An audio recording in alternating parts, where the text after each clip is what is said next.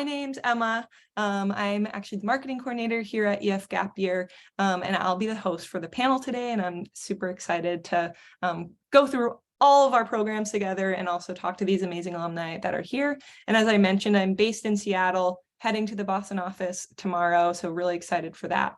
But we are joined tonight by Christine, Jacqueline, and Christian, three of our awesome alumni who went on semesters with us. And I'm just really pumped to hear about their semesters and experiences. So to start, Christine, want to just give us a quick rundown who you are, where you're coming from, what program you did, and then we can go down the line. Hi, I'm Christine Seeger. I'm calling from Providence, Rhode Island. I go to school at Providence College, so that's why I'm calling from there, but I'm from upstate New York in Rochester. I can't remember the title of my gap semester program. I should have looked that up, but I did my language study in Barcelona and my internship in Sevilla, and I absolutely loved it. Awesome. Yeah, Jacqueline, want to jump in? Yes. Hi, my name is Jacqueline Cecil. I'm calling from Washington, D.C. I go to school at American University here. And I just did the gap semester Globetrotters this past fall. And I absolutely loved it as well. Awesome. Hi, my name is Christian Baker. I did the Explore one. I went to Japan for my language and then Thailand for service. And yeah, I loved it too. It's really fun. That's awesome. Okay, great. Well, I'm pumped to hear more about it. Before we dive in, I'm going to give a quick overview of our programs and kind of who we are at EF. Then we'll bring it back to our three alumni, go through a day in the life, and dig a little bit more into question and answer and like what it was really like on program and the decision-making process. But to start, we're EF. So who is EF? What are we all about? Really simply put, we're the leader in educational travel. For nearly 60 years now, we've helped really millions of people see new places and discover new cultures and learn new languages and just learn about themselves and the world and themselves in the world. And as you might imagine, this deep expertise and experience running educational travel programs for so many decades has been very valuable within the past 3 years with COVID and just the ever-changing COVID landscape and the ever-changing world. So we really are prepared for anything the world can throw at us. And we know how to produce amazing and safe and just really exciting experiences for students. We're also an educational partner, so we work with thousands of high schools and colleges in the US, and many of you might know us through your high school. Maybe you did a trip with us through EF Tours or Explore America, and we're what we like to call globally local. So we have over 50,000 EF staff across the world in 114 countries, which really means we know what's happening on the ground. We're living and experiencing all these locations alongside our students, which is really cool. And of course, it also just allows us to be there for our students, no matter what happens, whether it's a missed flight or it's a pandemic, whatever that looks like, we can be there for them. But in addition to kind of the support that this global footprint allows us to provide, we also end up with a really interesting perspective where we can see firsthand and really at a massive scale the shifting education landscape in front of us. Not only is the cost of college skyrocketing, but the dropout rate is kind of following that trend too. And students are feeling just a lot of pressure to know what they want to study and where they want to go and what they want to do in life. And that's pretty hard to bear. So that's really kind of why we created these programs, because we understand, like I'm sure a lot of you do, what it takes to be a happy and fulfilled and successful person in this modern world. And that just looks really different now than it did even just a handful of years ago. And more than that, we're understanding that real growth and learning can happen outside of the classroom. It can happen really anywhere, not on a college campus, around the world.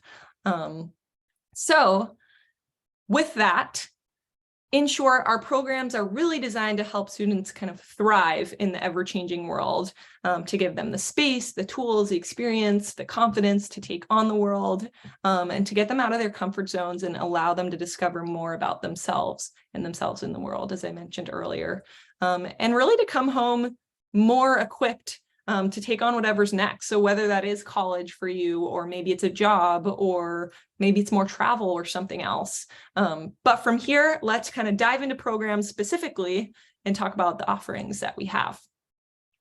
So starting with the lengths of programs, these are your options here. So we have short-term programs that last 4 weeks, and they kind of fit into your calendar year at a bunch of different spots. I'll talk through those in just a minute. We also have semester options that last 10 weeks and look like a semester in college, except for the fact that you're traveling the globe and not in a classroom. And that's what these 3 alumni chose, as we heard. And then finally, we also have the gap year program, which is 25 weeks starting each fall. And it looks a lot like a typical academic year with 2 semesters and a winter break. So all of these are really amazing options. And our team is here to help you decide, like, do you want to take a gap program, and what type of gap program, and where do you want to go, and really think through your goals when it comes to that. Also, just keep in mind that as we go, regardless of what program you choose, there's a lot of things included, from all of your international flights, on the ground transportation, whether it's bus or train or boat, your accommodations in hotels, hostels, and homestays, many of your on-program meals, all of the activities and excursions, and 24/7 EF global support. And I want to zoom in on the global support a little bit more, because I think it's a really, really cool aspect of our programs. But from this moment now, thinking about programs all the way to when you come home, you're going to have a whole team of amazing people around you at all times. And so what that looks like is you'll, of course, have the cohort that you travel with. These are like your best friends, the people you're really going to bond with. You'll have those people with you the whole time, but you'll also have your program advisor. And these are really kind of your mentor, your emergency contacts, your main support person from enrollment to touchdown and beyond. And they're there for you 24/7. And then finally, you'll have your tour directors, field directors, and local guides. And that's really the true magic of EF. All of these tour directors and guides are either from the location or know all these locations so well. And they bring just a lot of knowledge and make it a really unforgettable trip. And I'm sure the alumni can speak to their tour directors as well. So jumping a little bit deeper into what our programs look like. The first option, short-term programs, like I said, they're 4 weeks long, can kind of fit in at various times throughout your year without taking time off. So maybe like a summer break or winter. And they really focus on either one specific location, or kind of give you a chance to explore a bunch of cities and a bunch of countries with the same cohort for those 4 weeks. So we currently have a bunch of different options. You could go to London and study the basics of business at our International Business School, Holt, or maybe on the flip side, you could go to Costa Rica and work hands-on with a local nonprofit in focusing on environmental sustainability. We also have European Discovery. That is kind of a full Europe tour. You go to 4 major European countries, get a taste of all of them. Or maybe you want more immersive experience to stick in one location like Spain and really double down on your language learning. So a couple of really great options. You can mix and match with other programs or just do that one. As for semesters, the semester programs are some of our most popular programs at the moment and just fastest growing. And there's a bunch of different offerings that allow you to go to different countries and continents and really kind of experience a bunch of different things. And across the board, you can also earn college credit on these programs too. So those are going to be 10 weeks starting fall and spring. And here are the semester offerings. So I'll give you the chance to kind of explore and immerse yourself in different parts of the world. The Pathfinder and Changemaker, they're a little bit more structured to give students the opportunity to gain a lot of perspective and visit a bunch of different countries and take part in activities along the way. So, for example, the Pathfinder, it's like a longer European discovery. You get to visit a bunch of different cities and focus on different themes. So like environmental science, history, business, food and culture in Italy, kind of do a big, long European tour. And then similarly, Changemaker gives students a breadth of experiences in different locations, but with a heavier emphasis on service and sustainability. So you'll get to work with local NGOs all over Latin America. And that's really great fit for students who maybe want smaller cities or rural environments and a little bit more of a hands-on structured approach. But then the other three options, like Voyager, that one allows you to embrace more of your adventurous side. You go to Oceania, discover the rich cultures of Thailand and Japan. The Explorer combines language and service. So maybe you want to study a language, I don't know, in Spain, and then you're going to go to Thailand and do service. So kind of mix and match there. And then finally, the Entrepreneur is really all about internships. So you'll be in Stockholm for 8 weeks, focusing on that 9-to-5 life, really getting that internship experience. This last option here is the 25-week gap year program. So this is our most customizable and really allows you to combine travel, language immersion, service work, and internships. And you do it all alongside the same cohort, which is really cool. So maybe you learn French in Nice, then you go to Thailand for service, and then intern in Stockholm, for example.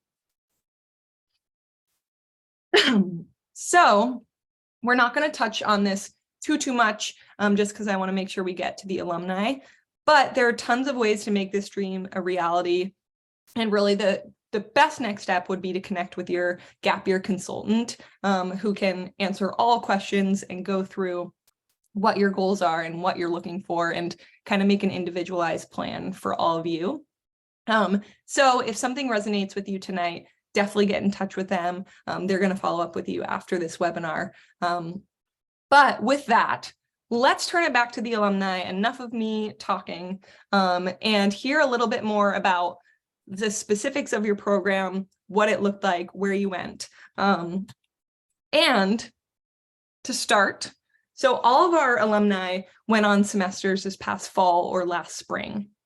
So I know we just did intros, but for the people who've recently joined, let's go through intros again, kind of where you're coming from, what program you did, what you're up to now, and then we'll start with Jacqueline and go into your day in the life and move on from there. So when you're ready, Jacqueline, take it away.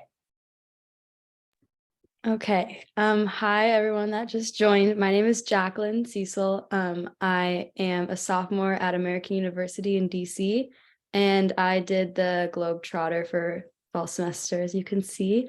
Should I just get into it right now, or do you wait for Christian to? No, I'm going to bring it over to your day in the life slide, and we'll go through your day in the life. Okay.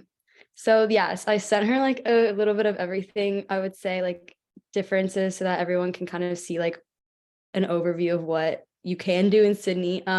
So I started in Thailand for my service, and then we hopped over to Sydney. Actually, the first picture shows me in my internship outfit first day, and I actually broke my collarbone in Thailand, which was crazy, but I just wanted to mention that because I got through it. I didn't have to go home. The support was amazing. My tour guide, Minnie, like stayed with me the whole time and like checked on me, and everyone in my group like helped me pack and like move my suitcases when we were traveling, and just like completely were just there for me. So I was like, going home wasn't even an option. I'm just gonna like stick it out, even though I had to wear like that brace and the sling the whole time.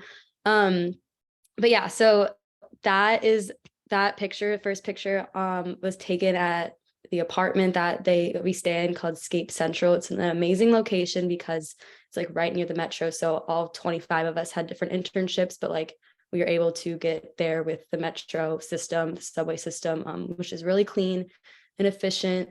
I've never been to a city more developed, honestly, than the US, because like everything just seems to run so well there. which kind of brings me into my like the next picture of that building, that green building, very sustainably, effective and progressive and all that, very forward thinking. It's right near where we stayed, and I absolutely just loved walking by it every day, especially since I'm an environmental studies major. I like appreciated how much more, I don't know, greenery was incorporated into like their design plans and stuff. And so the third picture, that was right after I got out of work. So let me just tell you my internship. Basically, Yeah. I like this story because it's weird. I'm an environmental studies major and I'm minoring in Chinese. And they placed me with this event planning company agency. And I was like, you know what? Like, I would never think to do that ever. And it has nothing to do with environmental studies or Chinese at all. But the fact that this is like an amazing opportunity and just like out of my comfort zone and what I thought I would want to do, I kind of just, it inspired me to just be like, you know what, let's do it. I can see the like, potential interest and like if I would like it, and I just want to try it out. And I absolutely loved it. And so it just shows like, one, going on this trip is like eye-opening and like when you put out of your comfort zone, but then it's like you gain a lot of new knowledge about yourself and your interests. And like, I wouldn't have known and probably been interested in event planning until I did this. So that picture was taken right outside the Opera House. I was able to go to 2 events. So it was basically the company's called Team Event, and they produce like boutique and very like extravagant events. And the team was so welcoming and inviting. Even though I was there for a month, I just felt like very comfortable with them.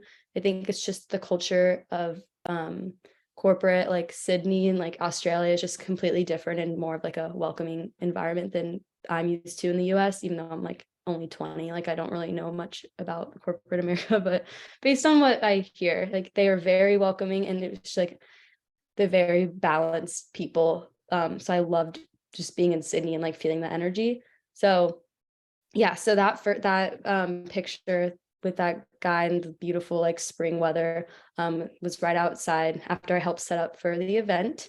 And then the next one was my second day on the job, the one on the very far right. And I went to a fashion show for this company called The Iconic, and they told me I assigned people lanyards and like told people where to go. So like I told the beauty crew where to go and like the models, and it was just like a crazy experience. I like, felt kind of famous. I don't even know how to explain it, but I loved it. And on your second day, that's incredible. I know, they threw me into it and I was like, oh my gosh, I was nervous, but I would never trade that experience for anything. Like I met really cool people and they're like, you're doing great. And I had the whole like brace on everything, and I was still, trying. And then obviously, so we have it's a 9 to 5 job. Some people had it was a 9 to 3 or 9 to 4, but most people it was 9 to 5. And so after 5, I really just tried to maximize my time there and exploring. So like the bottom 4 pictures are just kind of examples of like things I did after work. I went to lots of beaches because the weather was just unmatched, and I wanted to explore like the nature there because I had a lot of city time during the week. So one of the weekends we went to Royal National Park. My friend Caroline Morgan and I, down at the bottom left, we had just a beach day and hiked and just explored. And I thought I would see a lot of snakes and like tarantulas and stuff. People were warning us about that, but it honestly was not. There was none of that. So that was one of my favorite days. And then the second picture is those wildflowers. That's at Royal Botanical Gardens, like right near the Opera House and pretty close to where our apartment was. So we stayed there. We explored that area, and there's just so many different types of like plants and wildlife that I had to like see the difference of. We also went to the zoo. We really tried to maximize our time, which is why I loved my group. We were like, go, go, go. Like, let's not waste this. Like, we know how like at the end of the day, it's not that much time we're there. So we want to take advantage of it and just explore and just take it all in. And then Spice Valley, they have really cool food everywhere. This is like right near our apartment. It's just an alleyway with all this type of Asian cuisine. Loved it. Went there a lot. And then the last picture is a fire pit that we basically met friends, like just by exploring and going out around town and just talking to people. It was like you're just socially like wanting to just talk to as many Australian people as possible and just like, explore. And we got along so well. So like that night, my friend Morgan surfed with one of these, like this group of surfers, and I obviously couldn't, so I broke collarbone, but I watched, and then like we had the fire pit going, and it was just a very wholesome night. But overall, I think my time in Sydney was so balanced. I did the best I could with the situation I was in. And I honestly, I mean, I was a little sad at first when I first arrived. I was like, I can't, like, I don't think I can do this. And I was very down, but even talked to one of the advisors, Elizabeth, who works at EF2, and she was like very much there for me and just checking up on me with like going to doctor's appointments and stuff, and just very supportive on top of my family and friends there. So yeah, I loved it. I don't know if I'm like talking too much or not, but This is perfect. Yeah. I also love seeing these photos because I also had an internship in Sydney, and all of these are so just familiar to me. And I know Spice Alley, and I know that building with all the greenery. So it's just really fun to hear about this. But I think it's just so cool to get a little bit more detail into like, yeah, what does a day actually look like, and what can you do on weekends? And even more impressive that you broke your collarbone, which is hard enough, and then you were living across the world. So it's so cool that you got through that. And I'm so glad you had the support you needed to feel okay to continue. But that was perfect, and we'll definitely dig into more as we get into questions. For now, anything else to add, Jacqueline, or shall I move to Christian? hopefully I can answer questions if I like need to dive into more of like specifics, like morning, night, like day to day kind of commuting there. I don't know what people are curious about, but I'm here to answer that. Awesome. Yeah, that's a good call out. Feel free to drop questions in the chat as well, and we can go through those. But yeah, coming over to Christian. Okay, so tell us a little bit about you, where you're at, what program you did, and then we'll move into your service in Thailand day in the life when you're ready. All right, so my name is Christian Baker. Right now, I'm getting my aviation degree and starting to fly out of the local airport to get my pilot's license. So hopefully with that, I plan on traveling a lot more. Just flying and stuff all around. So my day in the life, basically, I was in Thailand to do my service. These are all some of the pictures. So we started off in Bangkok for a couple nights, which we were just kind of meeting there and waiting for all the other groups to show up. And there's no pictures here from Bangkok, but it's obviously super cool. There's just street markets everywhere, and the architecture is crazy, like stuff you've never seen before. And we went to a couple temples there and just saw some of like the biggest Buddhas in the world. There's like these huge golden Buddha statues and everything, which it's just cool to see a whole different like religion even than you really see in the United States. It's just cool to broaden your horizons and see all that. So we went to Koh Lanta after that, which is where we did the elephant sanctuary stuff. We helped rebuild their habitats. So like down here in the bottom right, you can see the elephant, obviously. We went to this huge elephant reservation. I think there was 3 elephants there at the time that were rescued from previous, like they were in bad situations there. So we planted some banana trees and just kind of rebuilt their habitat and got to spend time with them and be in this like huge jungle. It was really crazy. We saw some giant centipedes, which I guess are dangerous or whatever, and big snakes and just whole different animals that you never see here. And the guy who owned that sanctuary, his name was P. Ray, and he was just super funny and cool because he loved the elephants, and everything he did, he just knew everything about them. It was really cool. And then after we did our time with the elephants, we traveled to Krabi, which is where most of these island pictures are from. Actually, at the top here, you can see this waterfall looking one in the middle. And then the one to the right of that, those were just the jungles. And we hiked like an hour into the jungle and went to this waterfall place. And we got to go in the water there. And then so yeah, we went to Krabi and we took a couple tours on boats like around to these different islands. And you can just see how like turquoise the water is, and it was stuff never seen before. And I really only thought was like in movies. I didn't even know it really existed. So we got to swim. It was all super cool and spend some time there. And then after that, we went to Chiang Mai, which is really cool because it's like a whole different part of Thailand too. It is really old, and there's like this old wall around the whole city and moat around it actually, which they built, I guess, thousands or I don't even know how long ago, but really cool. And so we got to go to this school with all these really young kids here, and we built a mushroom house with these beds here. And so we got to like plant mushrooms, plant all these flowers for them. So the mushrooms they would eat and get a lot of nutrients from and whatnot, but then they'd also sell them to gain money for their school because they obviously were pretty underprivileged. So they didn't have a lot there. And we got to spend a lot of time with them in this picture too, up on the top right, one over, I guess. We spent a lot of time like at lunch just playing soccer with them, and someone even had a football, so they didn't know what football was, but we would just pass the football around and all the little kids loved it. And they all just love being with us and like spending time with us because they just think it's cool to see us. So then after that, this one in the bottom too, this temple looking one here, that was also in Chiang Mai.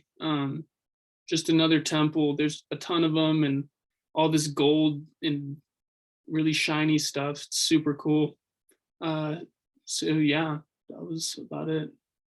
That's amazing. These photos are pretty unreal. So that is awesome. Do you feel like was time pretty structured, or did you also have free days, or was it like every day you kind of had a schedule, you were on that, or what did that look like?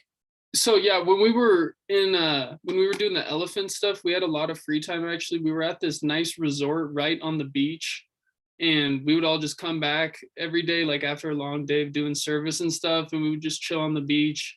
The sand was super nice, and you could get in and swim and go running on the beach. You could walk up and down, and there was different resorts and places to meet other people. And even our tour guide, he was like, our tour guides just care about us so much, and they're so fun to talk to, and they're just a great resource and friend to have. So we had a lot of free time. And then when we went to build these mushroom houses with the school, we actually stayed at kind of this like, it's kind of like a summer camp, almost like this. There's like dorms and stuff, and you stay there and they give you all your meals, and you get to do like arts and crafts and rock wall and just fun stuff around there. So you're pretty busy, but there's also a lot of free time to explore. That's cool. Life isn't bad when you get to explore the turquoise water and hang out with elephants, and yeah, that's not bad. Yeah, it's kind of nice to like, you kind of want stuff to do because everyone there, they know all the fun stuff. So yeah. So true. Connecting with locals and getting to just spend time with people who live there and know it so well. I think that's a great tip for any students who are thinking about doing this. Awesome. Okay. And then moving to Christine, same thing here. Tell us a little bit about you, where you're at, and then we'll dig into language in Barcelona. And we have kind of day in the life at the language school and then some weekend trips. And then from there, we'll go to more question and answer. So hi everyone, I'll reintroduce myself. I'm Christine Seeger. I'm currently calling from Providence, Rhode Island, because I go to Providence College. So last spring I did my spring semester program with my language in Barcelona and my internship in Sevilla. And then we're kind of going to dive into what the day in the life in Barcelona was like. So this is kind of going to take you through what a typical day was like for me. So I lived with a host family. You can see them in the bottom right corner, and I absolutely adored them. My parents were so cute. My host parents, I love them. I still am in contact with them in case I ever go back to Barcelona. But so every day I would wake up. It was about like a 30-minute train ride into like the center city, which is where EF Barcelona is located. And so basically how my day would start off is I'd wake up. I usually had like afternoon classes, so I would meet up with a friend and we would try like a different lunch brunch place every day if possible. The food was pretty like affordable, and when I go to a new place, I definitely want to like take advantage of everything I can. So breakfast was included with my host family, but I like to go out and do like a little brunch instead. So we would try a bunch of different restaurants, and that picture was one of my favorite restaurants that we just had to go back to a couple of times because the food was so pretty and so good. And then so after like brunch time, we would usually head to the school, and we had a couple hours of classes. And these teachers, like, let me tell you, they were the best teachers I've ever had. Like, I was so bad at Spanish in high school. And when I told my Spanish teacher that I was going to be moving to Barcelona, like, she kind of laughed and like started to make fun of me because I was that bad at Spanish. But like my Spanish just grew like leaps. It was incredible. The teachers were just so amazing, and it was like fully immersive, and it forced me to have to talk in Spanish, and I just loved it. So that is like the terrace of EF Barcelona. It's a beautiful school. And the classes were really fun. They're super interactive. And then that's us on like our little graduation day. So we got our little graduation hats and took pictures and everything. So that was always a blast. And then after classes, we would have a lot of free time. So like I tried to take advantage of everything, going to parks. We went to an EF Barcelona. We went to a Barcelona soccer game, well, football game. And that was definitely one of the highlights. It was a lot of fun. I was so happy. And like walking by the Sagrada Familia was always so stunning. The building is absolutely unreal. And just like visiting all the parks possible and museums, everything. Every single day we did an activity, and every single day we never ran out. Like there is just so much to do in Barcelona. I absolutely adore the city. And then finally, like at dinner, we'd probably have dinner around like 8:30 p.m., which was very normal for a family living in Spain. And the host mom was a great cook. For 2 weeks, she put like little hot dogs and everything until she realized that that wasn't her favorite. So for the first 2 weeks, the dinners might not have been the best. But once she figured out that none of my host sisters or I really liked the hot dogs, the cooking really improved and it was a lot better for us. But that picture, I actually brought homemade pancake mix, and I'm from upstate New York, so I brought like real maple syrup. So I cooked them pancakes for dinner one night, and they really liked them. That's so sweet. I love that. When you said you had host sisters, were those EF students or like other international students? Yeah, so these were EF students, but they were from all over. So the girl next to me on the right, she was from Connecticut, but the other two were from Germany and France. So that was something that I didn't really expect coming into EF, is I didn't realize how at EF Barcelona, like the language school, there are students coming from all over that are not on gap years. They're there studying with like EF's language school. And it was so amazing to get to meet people from all over. I have friends in Tokyo, friends in New Zealand, obviously friends from Germany and France. Like I met so many people from all around the world. And it's great to like meet these people, because if I ever go to those locations, like I have a place to stay. So that was really awesome, and not something I expected, but something that like I absolutely loved. So true. That's so cool. All right, I'll move it to your kind of weekend trips and free time. Okay, so like I said, I definitely like to take advantage of all the opportunities that are there. So I spent a lot of the weekends traveling to nearby cities. Flights are very cheap, especially in the off season in Europe. So like my flight to Portugal was like literally 20 euros. It was awesome. But so these are just some of the trips I went to. I had a friend visiting or studying abroad in Valencia. So I visited her like one of my first weekends in Barcelona. So that's in Valencia, Spain. We traveled to Lisbon. That third picture up in the top is taken in Switzerland, but that was a trip that we took to Lake Como. So it was like a dual little. We went to Lake Como, but also stopped at Lake Lugana, I think, in Switzerland. And then sometimes I did like to stay in the city that I was staying in. Obviously, I wanted to spend some weekends there as well. So that picture is a picture, like the bottom left is a picture that's taken in Barcelona at one of the beaches. And the weekends in Barcelona were a lot of fun. I'm really glad that I stayed there for some of the weekends for sure. But between Barcelona and Sevilla, I did get to take a couple of trips, but also spend plenty of weekends at both of like my home cities. And then that's in Milan, and I think that's in Valencia again, the last picture. But I definitely got to take plenty of trips and I loved it. It was so much fun. And the great thing about a gap year is you're with people that are adventurous and want to take advantage of these opportunities. So I always had someone to travel with. And it also taught me how to like plan my own trips as well and feel comfortable doing that. I have friends who are studying abroad now and they're all calling me, like asking me how on earth I planned all these things. But that's something that's really great about EF is you have the flexibility and the independence to be able to do that. And that's actually why I did choose EF as a gap year program. I was looking at a bunch of different ones, but this one allowed me to do that. And I knew I wanted to take advantage of that. So That's amazing. Wow. I just continue to live vicariously through all of you and all of our alumni. And I just think it's so nice for students to really get a feel of what these days look like on each program. But with that, I'm going to stop sharing the screen so we can kind of show your faces and dig into the Q&A portion. But let's kind of zoom out a little bit. I would love to learn a little bit about just like why you chose to take a gap year. I mean, Christine started to touch on it at the end there, but where were you in life? Like, were you coming out of high school? Were you already in college? And why did you opt to take a gap program, gap semester at that point? And I'll let whoever wants to jump in, jump in.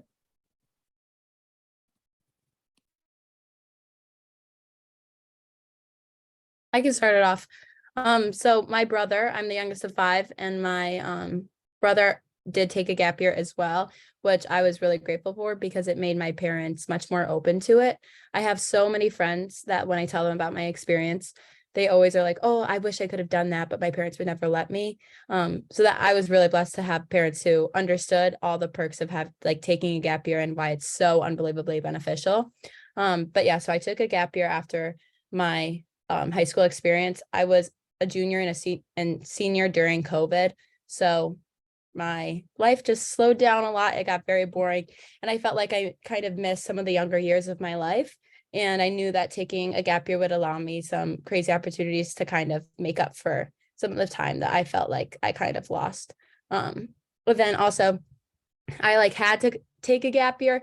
It worked out in my favor. I did get jaw surgery at the beginning of my gap year, and it got pushed back with COVID a bunch of times. So that also solidified my parents completely letting me take one because they kind of had to. So that worked out in my favor as well. And you touch on this, but you got into college, you opted to defer, take a gap year, but you kind of knew you were going to Providence College going into your gap year. Is that right? Yeah. So my senior year, I applied to school. I got into the school I wanted to go to, and they hold all your money that you get. So it was really nice to not have to be dealing with college applications. There were some people on my group who were trying to write their college essays and supplementals on the trip. And I was just really glad I didn't have to worry about that. But also, if you're feeling like you don't know what college you want to go to, that's completely fine. And it's definitely manageable to be doing both. You have a lot of free time.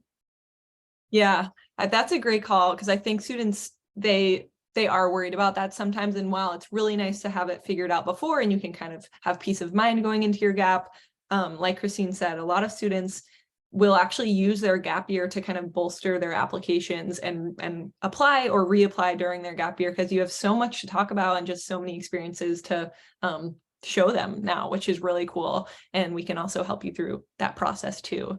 But how about you, Jacqueline? I know that it was a little different process for you since you were already in college.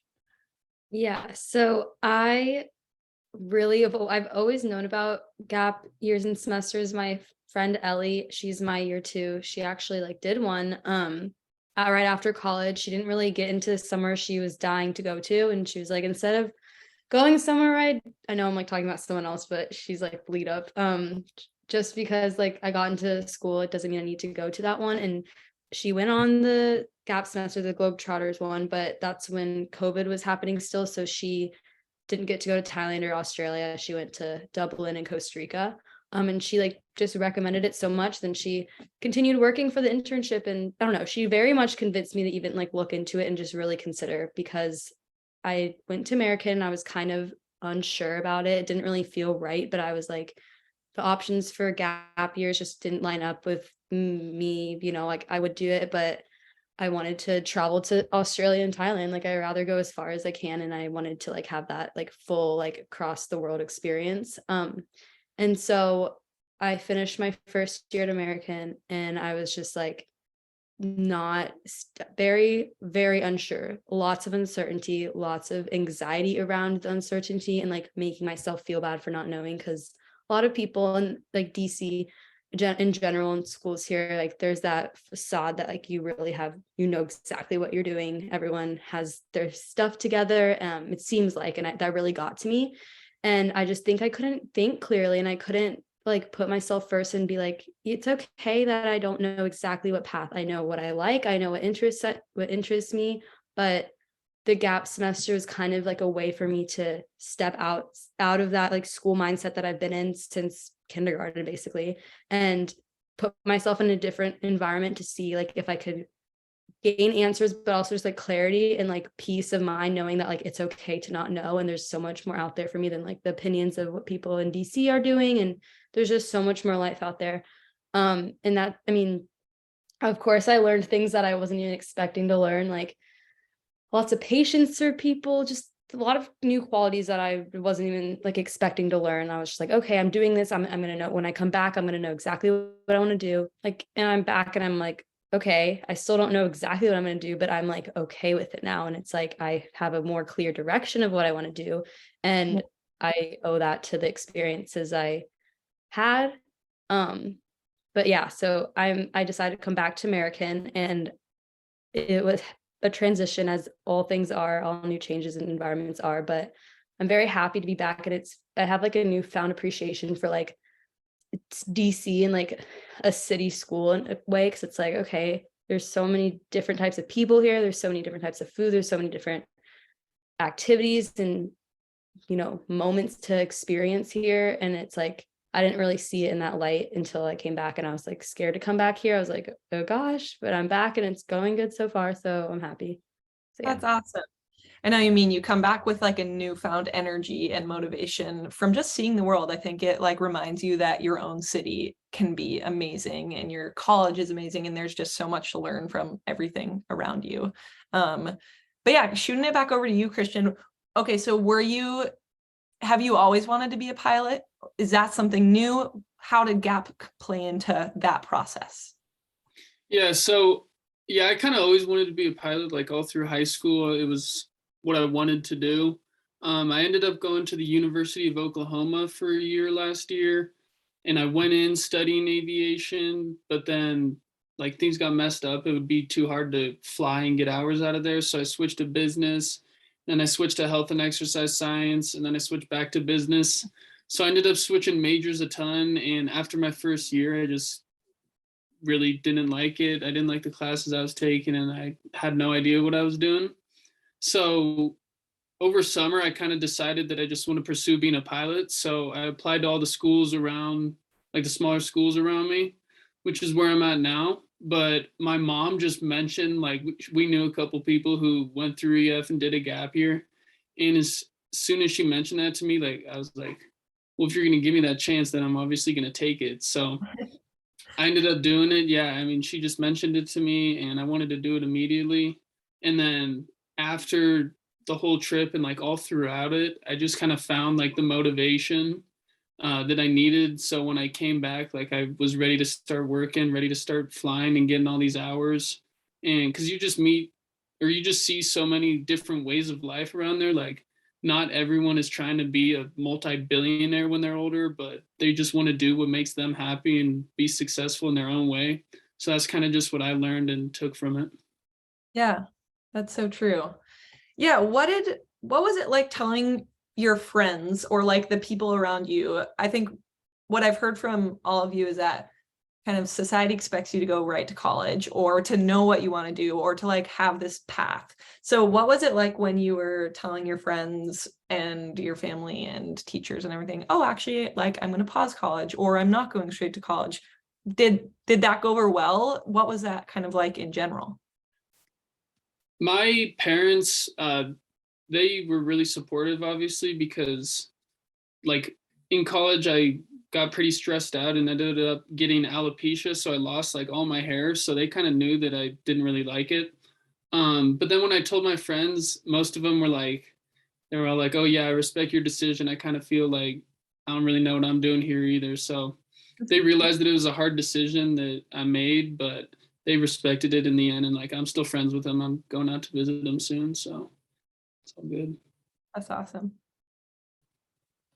I can touch on my experience. I feel like my experience has been like hectic. It still kind of is, just because it's like my friends, especially like they're like, why are you like leaving? Like they don't understand. Like, and the whole thing of me coming back too is like confusing for them. And I don't know, a lot of people here don't. It's a very like work hard, play hard, environment here. So like people are not into that mindset yet, or like understanding like the purpose and benefits of it. And so I'm always like, I took the semester off and I traveled with this travel company and got credit for school because I did the credit, even though it wasn't like anything close to like how much credit I'd get for school. But like they're always like, oh my god, like how are you going to graduate on time? Like how are you going to graduate with us? Like what are you going to do? Are you going to take summer classes? And I'm just like, honestly, I'm not worried about it right now because I know like I'll get there, whether it's summer classes, like community college classes, transferring over, like I know I'll figure it out. And like having that experience is like really valuable to me. And I guess it's not really hard. It's really hard to get them to actually like understand and like feel what we felt. I like this, yeah, all the kids, all of us that went on the trips like this, it's like you never like really connect with people talking about it unless you were there. Like now I know I could talk to Christian and Christine and like we would like understand on a deeper level what went on and stuff, all that. And it's like how meaningful it was for us. Yeah, I totally get that.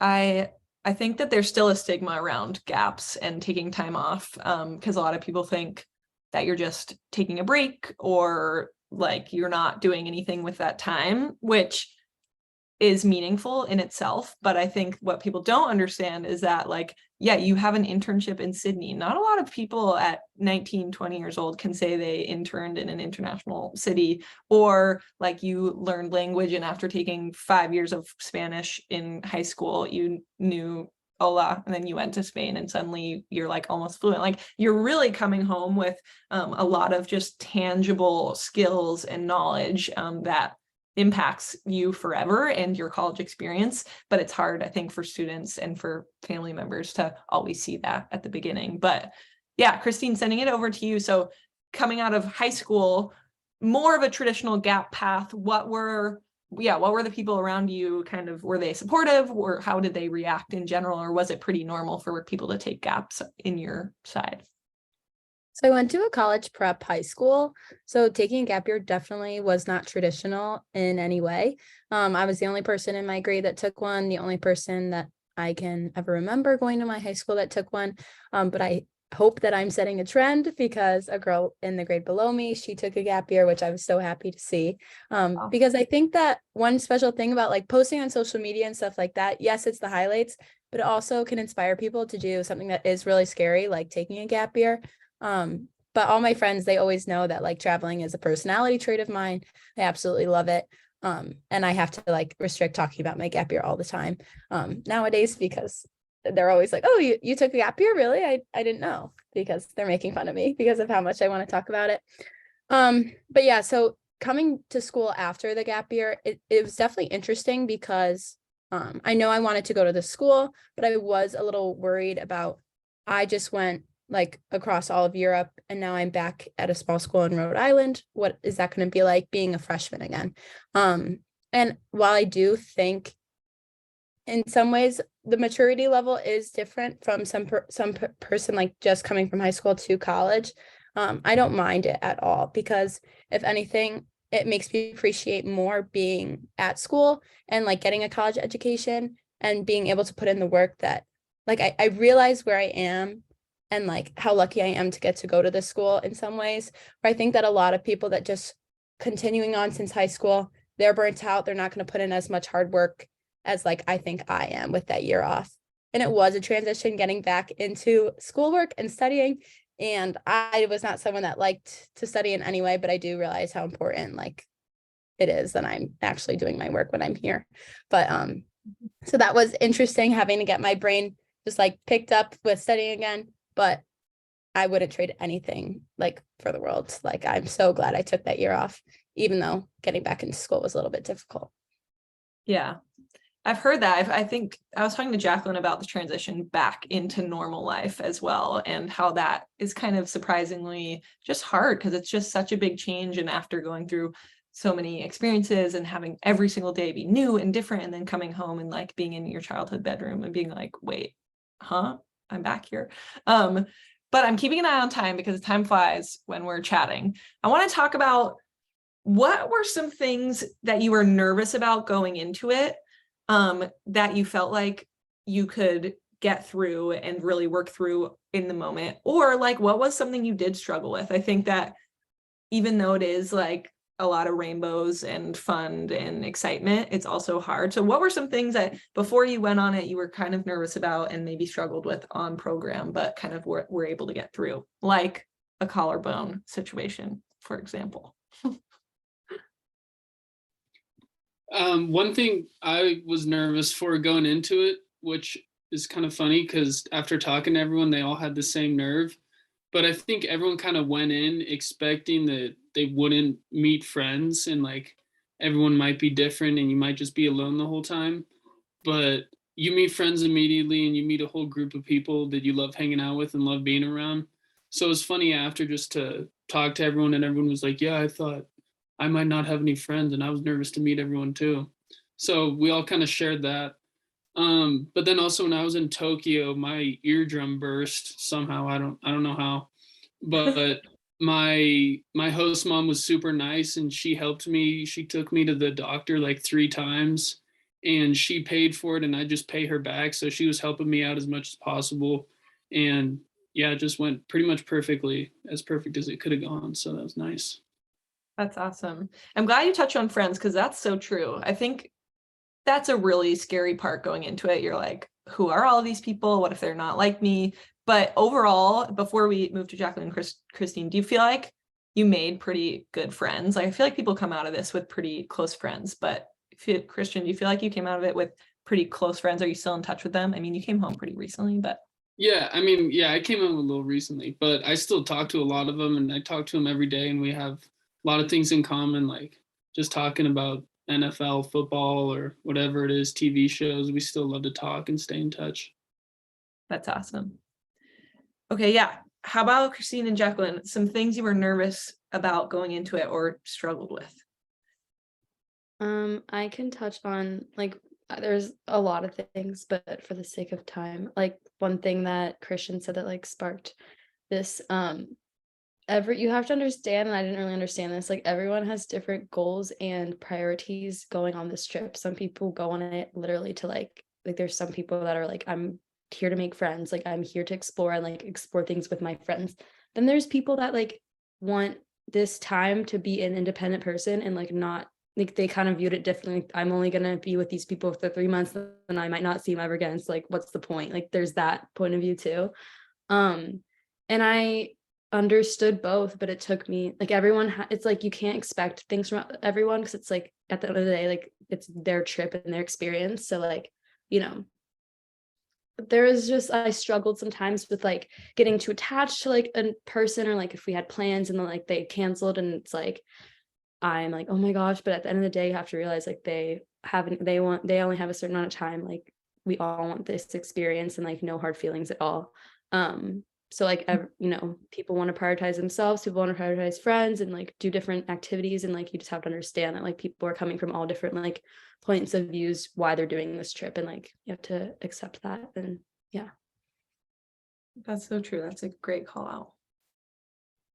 One thing that I was nervous for was living with the host family. So during the first semester of my gap year, I did something that's called Workaway. It's like a work exchange, and that was in Ireland. And I had an experience with the host family that definitely was not great. I had to leave early from the situation.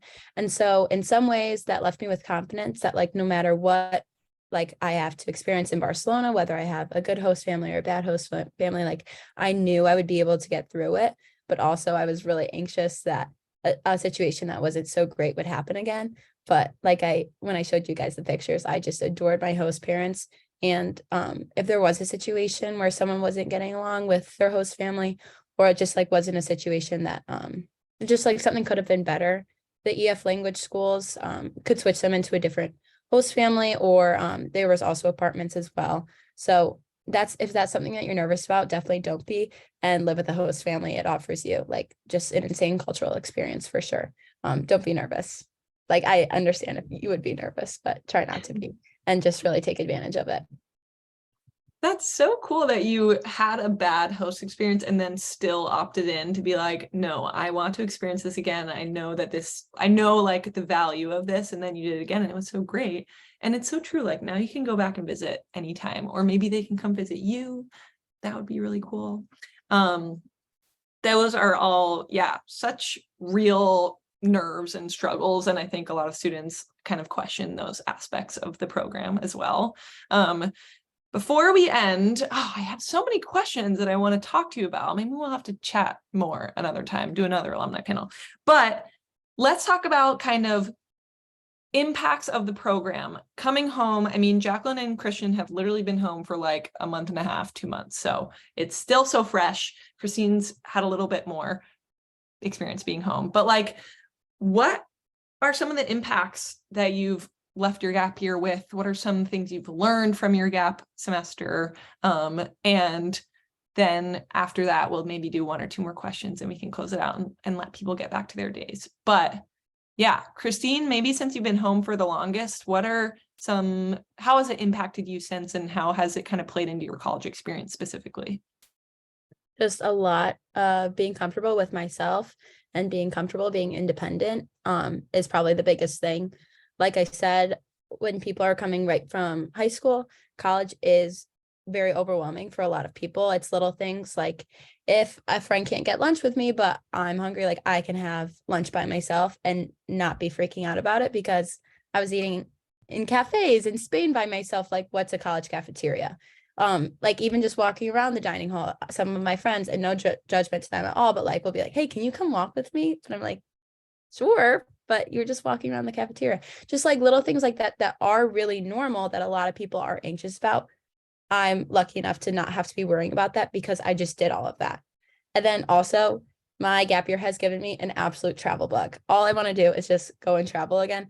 And I'm loving college here, but like I have trips planned, and going back to the friends thing, like 4 of the friends on my gap year are planning a road trip across California. And then 3 of my friends and I are planning to go to Greece with EF Ultimate Break. So like we're still in touch. I still love them. And it has absolutely just given me a travel bug. I want to go everywhere now.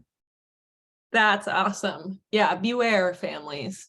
Although it's hard not to get the travel bug whenever you travel because you realize how much there is in this world. But yeah, how about you, Christian? I know you've not been home for a super long time, but any just impacts or kind of skills, values you've walked away with from your gap semester? Yeah, I think I kind of touched on this earlier, but I definitely realized that, you don't have to be a businessman and get really lucky and make millions and millions of dollars to be happy, but you can just find something that you're happy with and you're passionate about. Like these tour guides, for example, they are obviously not making loads of money, but they're super happy and super passionate about what they do. And they just care for other people so much that, yeah, I just wanted to find something that would make me happy too, and that I could be passionate about, because then I would actually enjoy doing classes like that in college.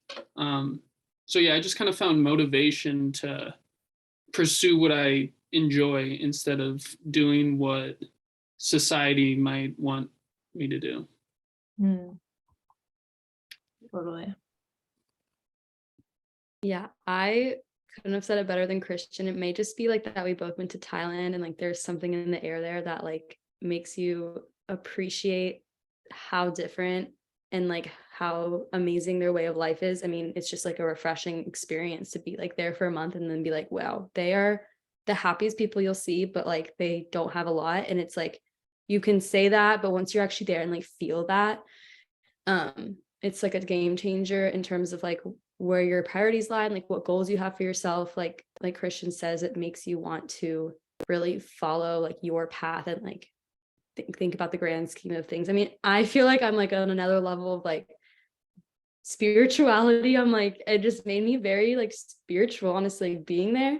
And I love that. I don't know if it like aligns with a lot of other people watching this and if that's like a goal of theirs, but like I feel like I'm so much more calm of a person, like able to tackle things and like appreciate other people's societies, like cultural differences, and obviously like gain a lot of confidence is like the biggest thing I've gained from it. Just confidence in myself and like my abilities and like my path, and then I'll end up where I need to be. And that there's so many different ways of life other than the traditional US bubble that I've grown up in. And that's like okay, and all of them are okay. So Yeah, I love that. I feel like that it comes down to gratitude a lot, just like seeing the world and realizing one, how much we have, but also like how much is out there, and just like getting a perspective, I think allows you to step out of yourself and kind of be able to take on whatever's next in a really kind of just like confident and compelling way. I know that we're overtime actually already. So I think we'll leave it there for now. But I really feel like we could talk for hours, and this has been so fun to hear from you all. And to talk a little bit about next steps for everyone who's on the call. So like I said at the beginning, really kind of the best next step would be to connect with your gap year consultant if any of this interested you, or if you just want to learn more, because they can kind of start the process and help you figure out whether a gap year is a good fit for you and which location and where. But also, like, if you want to talk to any of our alumni, whether it's these three or other alumni that did short-term programs or year programs, we can definitely connect you if you three would be okay with that. I can connect any of these people on the screen. I'm seeing nods, so that's awesome. Because I really think it's most helpful to hear from students who've done it and experienced it and lived it. So reach out to your gap year consultant. They can connect you with our alumni for sure. And then also we have info sessions every Thursday where we dig into our programs even more and kind of just run through all of our offerings even more than I did today. So that's another great next step as well. But thank you three so much for joining me and talking to me and telling me all about your semesters. And I just know how helpful it is for all of the people on the screen and on the Zoom. And if anyone has any other questions, you can always email it to us or check in with your gap year consultant. But with that, yeah, thank you everyone who's joined for the last hour and 5 minutes. Really appreciate it. Enjoy the rest of your night. And to Christine, Jacqueline, and Christian, thank you again. I'll be in touch soon to catch up with you and go from there. All right. See you guys. Have a great night. Bye, everyone.